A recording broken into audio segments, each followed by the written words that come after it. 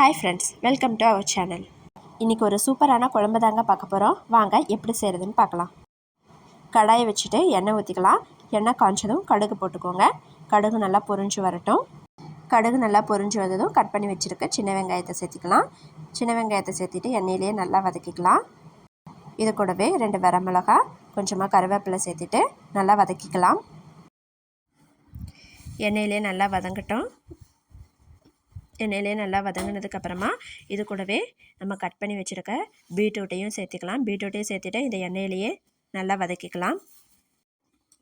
எண்ணெயிலேயே நல்லா இந்த பீட்ரூட் வந்து நல்லா சுருளை வதக்கணும். இது கூடவே நம்ம ஒரு தக்காளி பழத்தை எடுத்து கட் பண்ணி வச்சுக்கலாம். கட் பண்ணி வச்சுருக்கிற தக்காளி பழத்தை இது கூட போட்டுட்டு நல்லா வதக்கிக்கலாம்.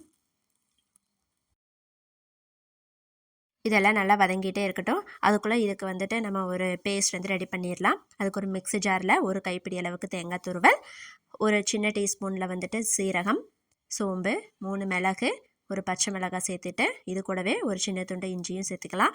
இதெல்லாம் சேர்த்து நல்லா மிக்சியில் அரைச்சிக்கலாம்.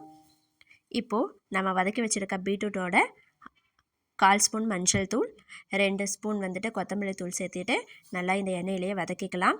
நல்லா வதக்கிட்டு இது கூட 1 டம்ளர் அளவுக்கு தண்ணி விட்டு இந்த பீட்ரூட்டை நல்லா வேக வச்சுக்கலாம். 1 டம்ளர் அளவு இந்த பீட்ரூட் வேகிறதுக்கு போதுமானதாக இருக்கும். பீட்ரூட் நல்லா இந்த தண்ணியிலேயே வெந்து வந்ததும் நம்ம அரைச்சி வச்சுருக்க இந்த கலவையை வந்துட்டு இந்த பீட்ரூட் கூடவே சேர்த்துக்கலாம். சேர்த்துட்டு இது கூடவே 2 டம்ளர் அளவுக்கு தண்ணி ஊற்றிக்கலாம். தண்ணி ஊற்றிட்டு நல்லா கலந்து விட்டுக்கலாம்.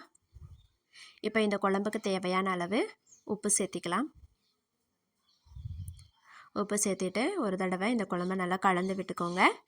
நல்லா கொதித்து எண்ணெய் பிரிஞ்சு வந்ததும் ஸ்டவ் ஆஃப் பண்ணிடலாம். இப்போது ருசியான பீட்ரூட் குழம்பு ரெடி ஆயிடுச்சு.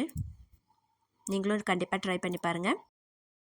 மறக்காமல் நம்ம சாய்க்குட்டி பிரபா யூடியூப் சேனலை சப்ஸ்கிரைப் பண்ணிடுங்க. தேங்க்யூ.